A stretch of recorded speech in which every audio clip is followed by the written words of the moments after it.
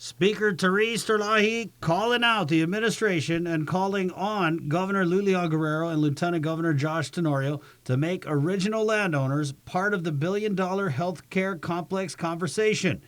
Speaker Terlaje saying Adelup is ignoring local law, which mandates excess lands returned to GovGuam from the military be given back to original landowners. And if that land is not given back, then GovGuam must compensate them.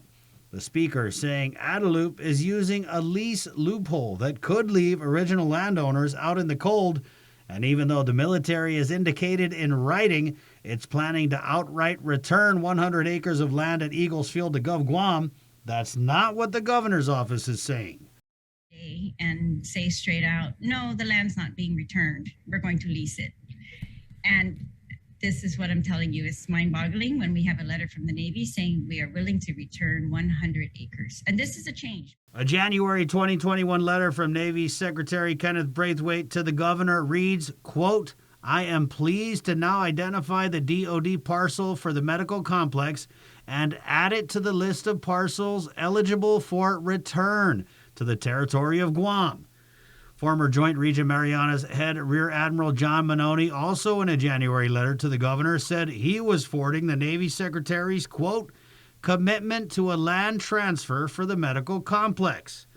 Now, even with this in black and white, Lieutenant Governor Josh Tenorio still seemed unclear on whether GovGuam was getting the land back or leasing it. In terms of a return, the only issue is whether or not the federal government will allow it to be returned, or are they only interested in providing a license? And I think those are all things that we'll take a look at as time goes on.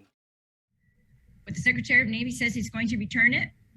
It should get returned. And then we can deal with it as the government of Guam, right? And we can take care of the landowners, and we have methods of taking care of the landowners. Speaker Terlaje said the administration saying it will lease the land the billion-dollar healthcare complex will be built on is just a clever way of keeping original landowners out of the picture.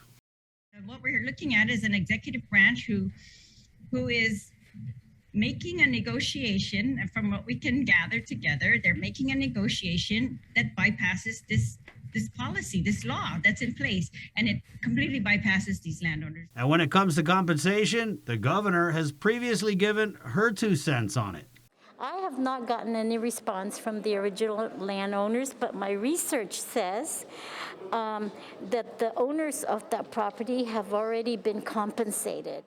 In contrast, the question of compensation isn't a done deal for Lieutenant Governor Josh Tenorio. It's a complicated thing, original landowners and their claims are. And I think for me, I'm always trying to find out and get a good update exactly which of the landowners are affected, what the level of compensation, if any. If there's no compensation, I think as a government, it is our obligation to try and make sure that compensation is there. Following 2 legislative hearings this year where original landowners emotionally voiced their concerns, the lieutenant governor says at some point the administration will meet with them. But I do think that in the future I see big engagement with the private landowners and just really trying to piece together exactly what's the situation. For Guam's News Network, Chris Barnett reports.